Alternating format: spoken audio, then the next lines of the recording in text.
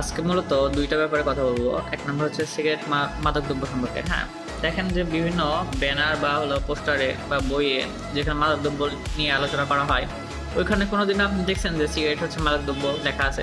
দেখা নাই। গাঁজা বা বিভিন্ন ধরনের ট্যাবলেট, বিভিন্ন ধরনের টেন্ডিমেন্ডি অনেক কিছু দেওয়া থাকে, কিন্তু সিগারেট দেওয়া থাকে। তো এর থেকে ছেলে পেলে কি শিখবে যে সিগারেট কোনো মাদকদ্রব্য না? আচ্ছা, এখানে আমাকে একটা ছেলে যুক্তি দিয়েছিল যে সিগারেট কোনো মাদকদ্রব্যের মধ্যে পড়ে না। আমি বলছিলাম কিভাবে? সে বলতেছে যে হচ্ছে ইসলামে বলা আছে যে মাদকদ্রব্য তোমার মাথা বিকৃত করবে। তো সিগারেট তো মাথা বিকৃত করে না।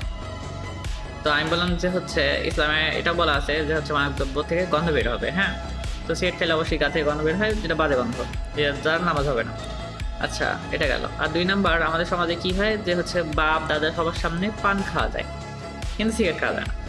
লে ভাই, পানেও আছে হচ্ছে তামাক, তোমার হচ্ছে সিগারেটেও আছে তামাক, খাওয়া যাবে না কেন? মানে কি একটা আজব দুনিয়া! হ্যাঁ, সিস্টেমই বানায় রাখছে এমন।